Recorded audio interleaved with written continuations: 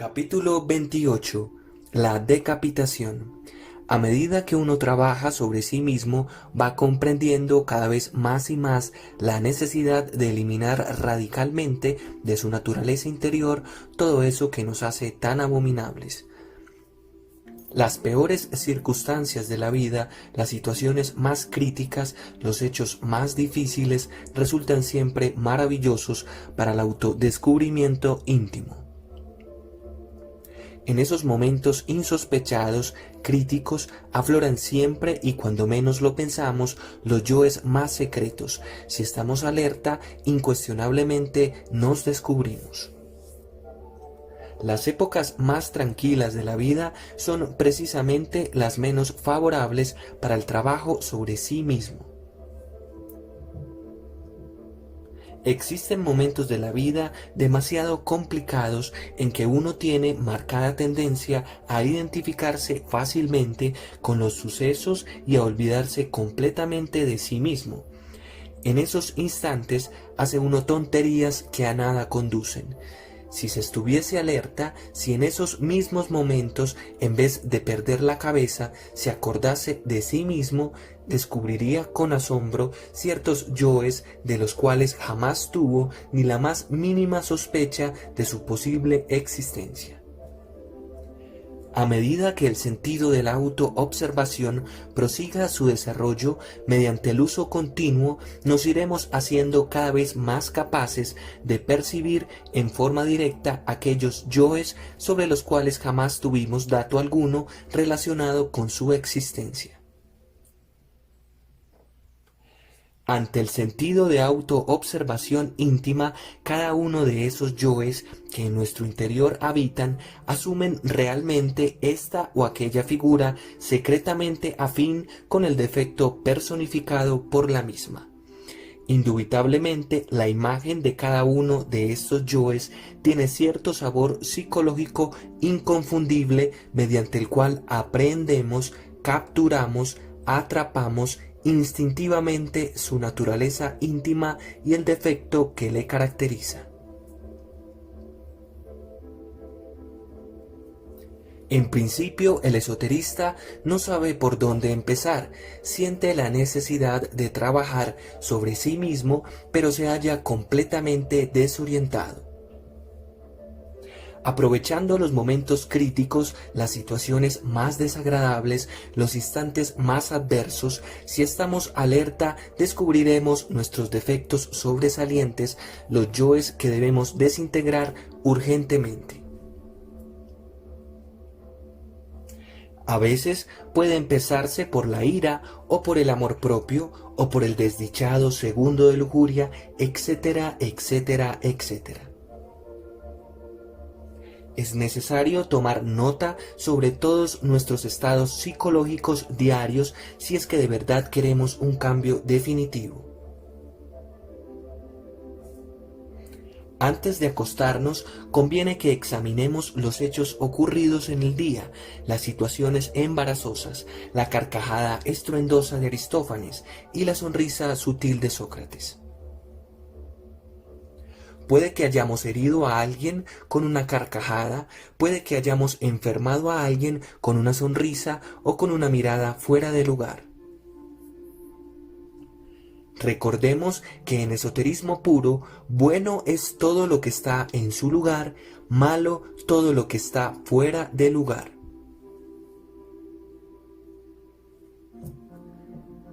El agua en su lugar es buena, pero si ésta inundara la casa, estaría fuera de lugar, causaría daños, sería mala y perjudicial.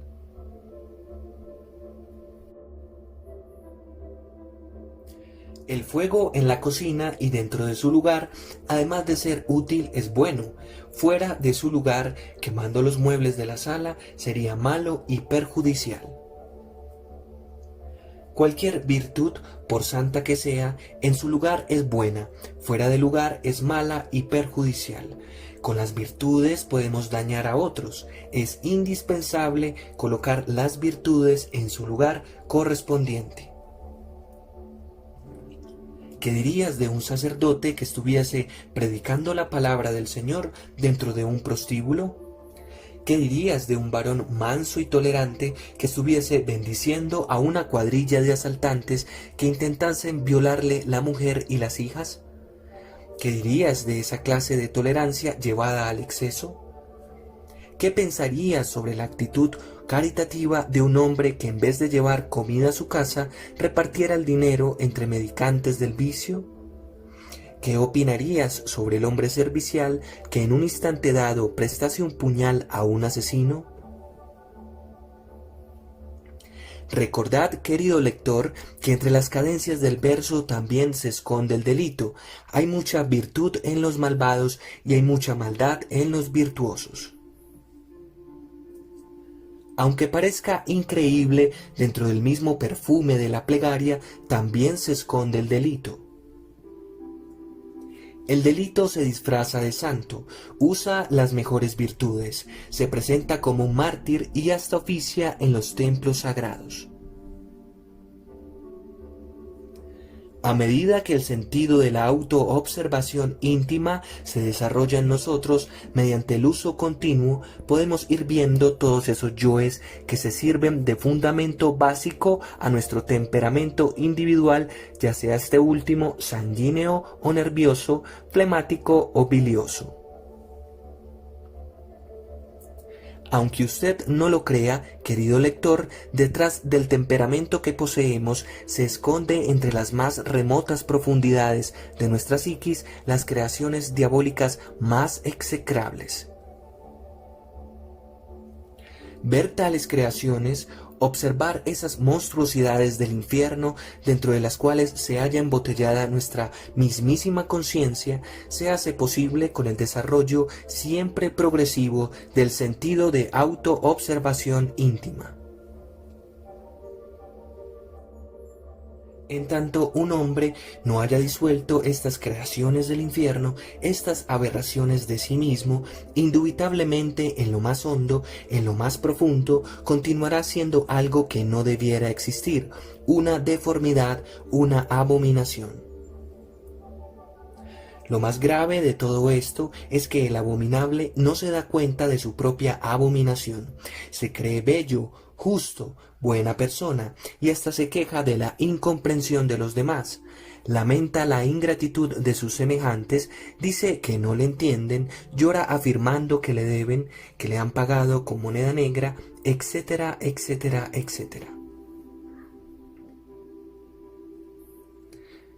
El sentido de la autoobservación íntima nos permite verificar por sí mismos y en forma directa el trabajo secreto mediante, en tiempo dado, estamos disolviendo tal o cual yo, tal o cual defecto psicológico, posiblemente descubierto en condiciones difíciles y cuando menos lo sospechábamos. ¿Habéis pensado tú alguna vez en la vida sobre lo que más agrada o desagrada? ¿Tú habéis reflexionado sobre los resortes secretos de la acción? ¿Por qué queréis tener una bella casa? ¿Por qué deseáis tener un coche último modelo? ¿Por qué queréis estar siempre a la última moda? ¿Por qué codiciáis no ser codiciosos? ¿Qué es lo que más te ofendió en un momento dado?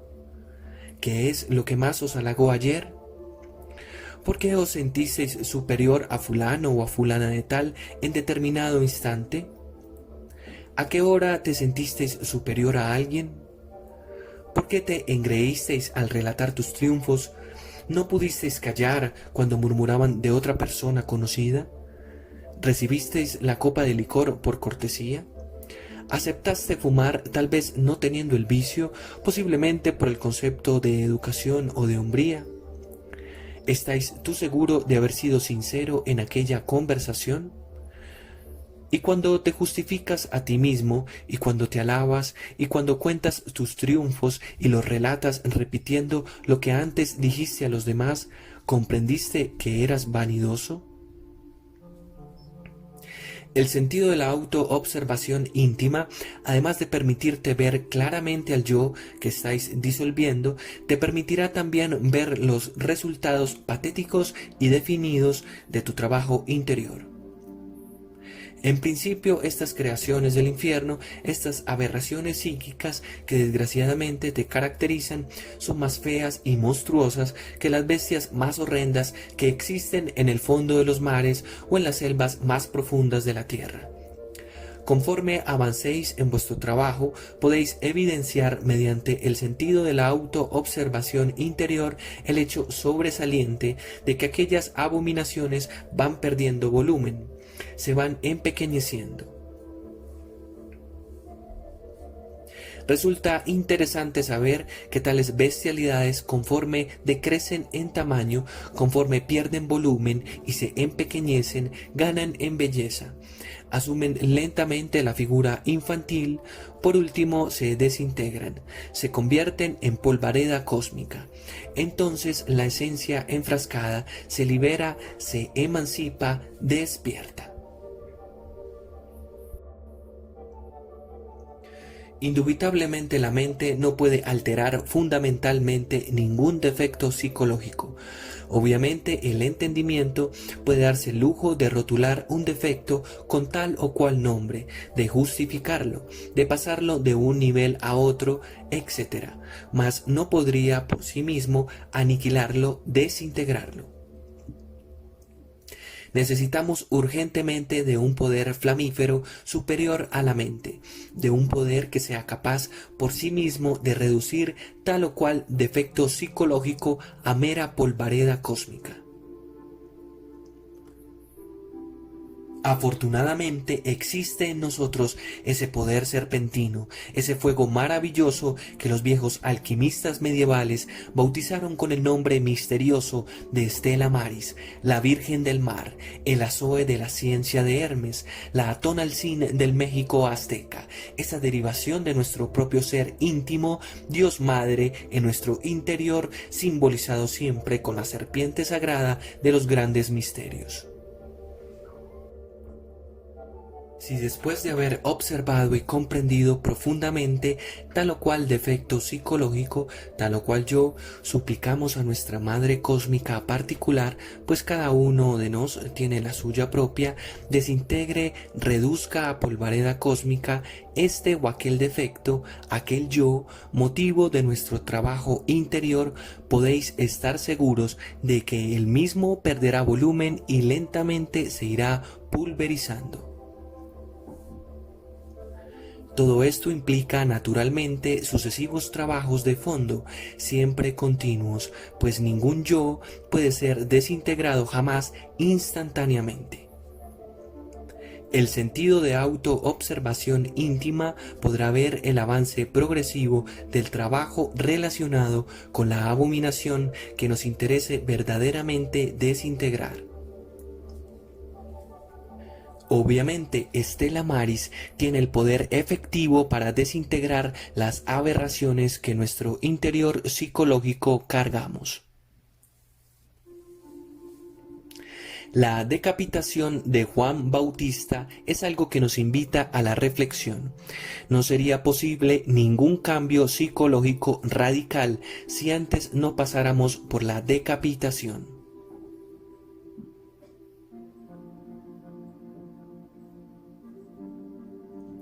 Nuestro propio ser derivado, Tonalcín, Stella Maris, como potencia eléctrica desconocida para la humanidad entera y que se halla latente en el fondo mismo de nuestra psiquis, ostensiblemente goza del poder que le permite decapitar a cualquier yo antes de la desintegración final. Stella Maris es ese fuego filosofal que se encuentra latente en toda materia orgánica e inorgánica. Los impulsos psicológicos pueden provocar la acción intensiva de tal fuego y entonces la decapitación se hace posible. Algunos yoes suelen ser decapitados al comienzo del trabajo psicológico, otros en el medio y los últimos al final. Stella Maris, como potencia ígnea sexual, tiene conciencia plena del trabajo a realizar y realiza la decapitación en el momento oportuno, en el instante adecuado.